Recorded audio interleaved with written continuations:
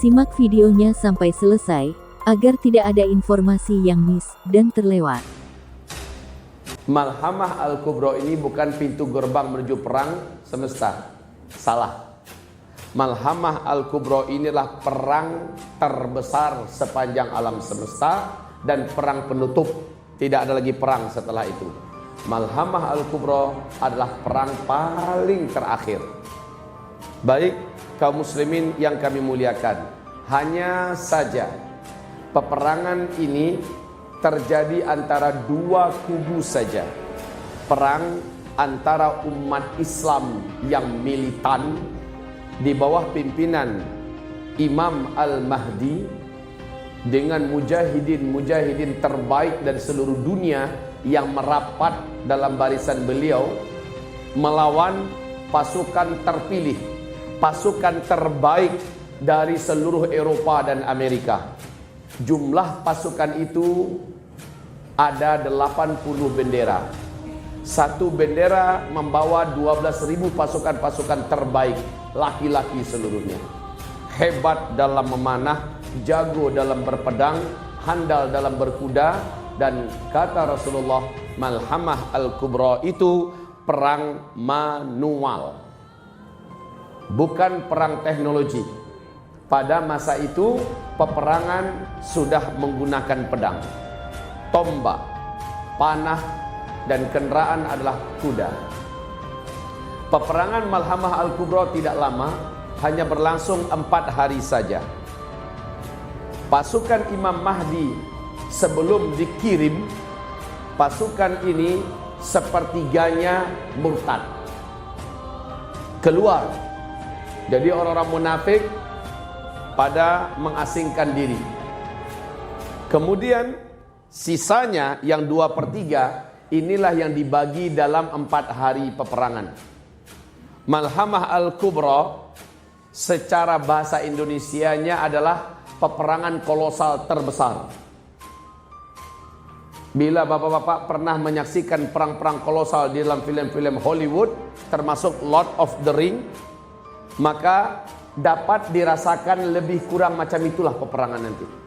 Serba manual, berhentinya peperangan hanya malam hari saja.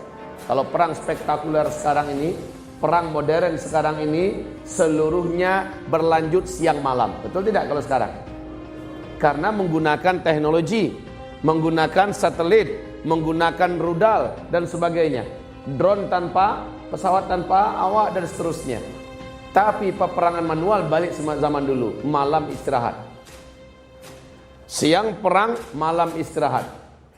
Kaum muslimin yang kami muliakan, di dalam Taurat dan Injil, perang Malhamah Al-Kubra ini disebut dengan sebutan, kalau di Taurat Harmajiddun, kalau di Injil Armageddon.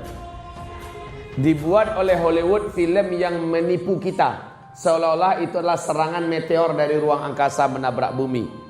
Ya, padahal bukan. Armageddon adalah peperangan yang terdapat di kitab suci Taurat, yang terdapat di kitab suci Injil. Peperangan akhir zaman yang paling seru, yang paling sengit. Manusia-manusia terbaik dari orang-orang terbaik di muka bumi berhadapan dengan musuh-musuh jahat terbaik. Daya tempur mereka terbaik, kehebatan mereka juga terbaik, strategi mereka juga terbaik, dan jumlahnya luar biasa fantastis dibandingkan dengan pasukan mujahidin di bawah pimpinan Imam Al-Mahdi. Peperangan yang maha dahsyat, peperangan full body contact, fisik dengan fisik, peperangan yang sangat adil. Kalau sekarang nggak adil, umat Islam nggak pegang apa-apa, semua teknologi di tangan musuh-musuh Islam, semua kemajuan di tangan mereka. Bala tentara, dana, media, segala macam di tangan mereka. Allah Maha Adil. Allah akan hantamkan meteor ke muka bumi ini nanti, dan meteor ini yang menghentikan semua teknologi serentak. Setelah itu kalian semua, kata Rasulullah, kembali seperti zaman sekarang. Kalian akan menggunakan semuanya serba manual, persis seperti zaman ini. Perang kalian saat itu adalah menggunakan pedang. Perang kalian ketika itu menggunakan panah. Perang kalian saat itu menggunakan tombak. Kendaraan kalian paling banter kembali kepada kuda. Kaum muslimin, Peperangan ini terjadinya bukan di Afrika, bukan di Amerika, di Eropa, bukan di Rusia, di Cina, bukan di Indonesia. Peperangan ini terjadinya nanti di Suriah. Tempat peperangan itu adalah di A'maq atau di Dabit, kata Rasulullah, sebelah utara daripada Suriah. Tempat yang ada sekarang Ghutah, ya, yang habis-habisan diperangi dan dihancurkan, ini pun salah satu wilayah dan markas perang Armageddon itu nanti. Subhanallah, peperangan tidak berlangsung lama. Apa penyebabnya? Nanti saya sampaikan. Apa penyebabnya? Apa yang terjadi? Lalu apa hasilnya? InsyaAllah ini akan kita bahas pada malam hari ini. Hadis-hadis yang panjang menceritakan tentang perang puncak akhir zaman ini. Saya ketika melihat Lord of the Rings, berulang-ulang saya lihat kembali hadis-hadis Nabi yang saya baca tentang perang akhir zaman itu tergambarkan secara visual di sana.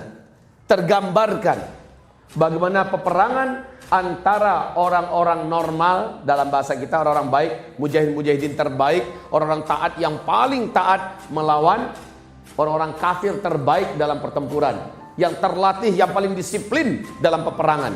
Dan inilah yang akan dihadapi oleh Imam Mahdi dan orang beriman dalam perang Malhamah Al-Kubra. Sebagai pengantar, video kita ada. Ya. Mohon perhatikan ke whiteboard baik-baik. Saya ingin memberikan gambaran di posisi mana perang Armageddon tersebut. Nabi mengatakan kita ada berapa fase? Ada berapa fase? Kita menjalani di kehidupan dunia ini 5 fase. Saya buat kecil-kecil saja. Fase pertama, umat Islam dipimpin oleh Nabi Muhammad SAW. Fase ini telah selesai. Lalu fase kedua, umat Islam dipimpin oleh para khulafaur rasyidin. 30 tahun lamanya. Fase ini juga telah selesai.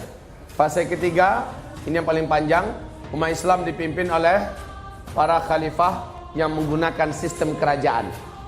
Ini adalah fase ketiga, lamanya 1227 tahun. Ini sudah selesai dengan runtuhnya khilafah Islamiyah Al-Utsmaniyah di Turki. Fase ketiga. Sekarang kita di fase keempat. Nah ini, lihat baik-baik. Sekarang kita sedang ada di fase keempat.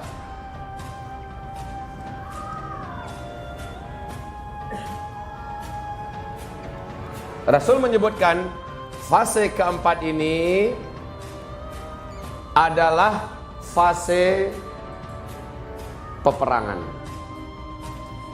Eskalasi fitnah naik menanjak tajam seperti ini.